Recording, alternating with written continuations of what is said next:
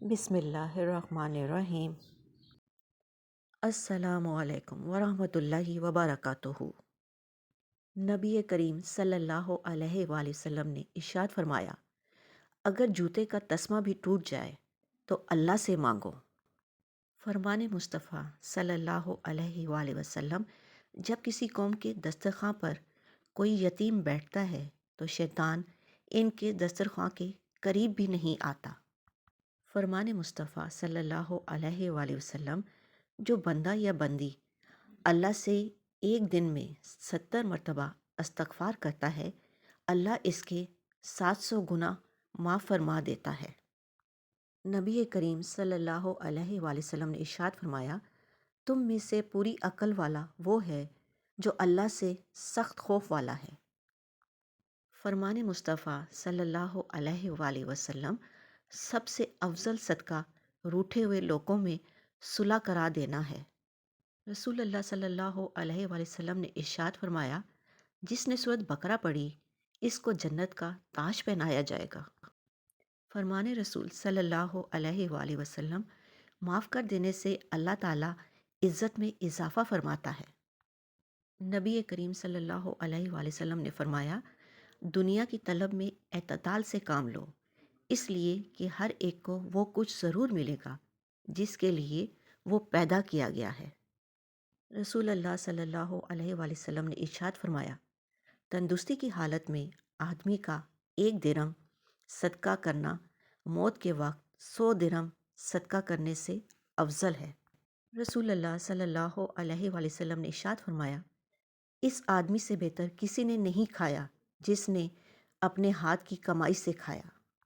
رسول اللہ صلی اللہ علیہ وآلہ وسلم نے ارشاد فرمایا، جنت میں ایسے لوگ داخل ہوں گے جن کے دل چڑیوں کی طرح نرم ہوں گے۔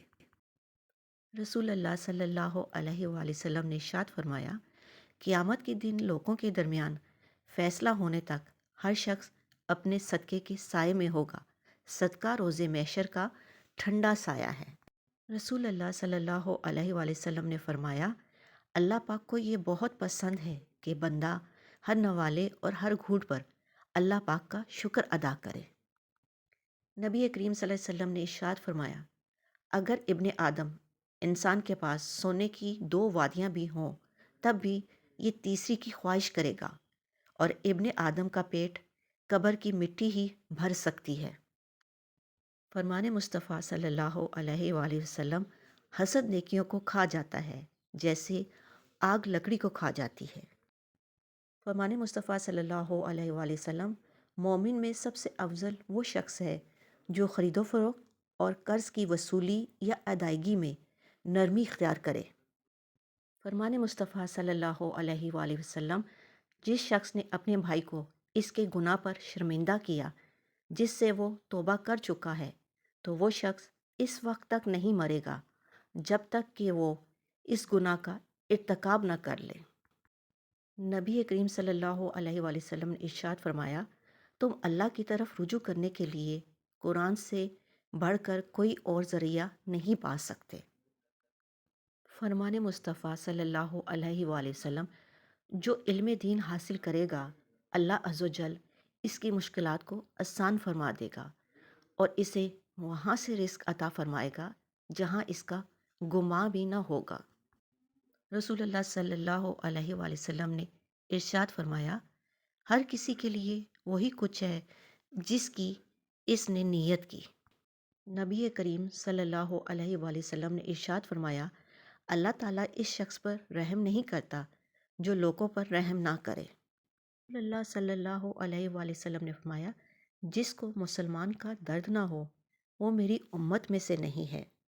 رسول اللہ صلی اللہ علیہ وآلہ وسلم نے ارشاد فرمایا، اے لوگو، استغفار کرو، میں دن میں 100 مرتبہ استغفار کرتا ہوں۔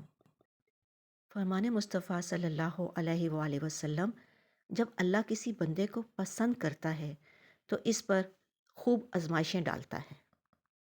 رسول اللہ صلی اللہ علیہ وسلم سے پوچھا گیا کہ جب 2 آدمی ملتے ہیں تو پہلے کون سلام کرتا ہے؟ آپ صلی اللہ علیہ وآلہ وسلم نے فرمایا، وہ جو دونوں میں سے اللہ کے زیادہ قریب ہے۔ اپنا اور اپنوں کا خیال رکھیں، خوش رہیں، خوشیاں بانٹیں۔ اللہ نگہبان۔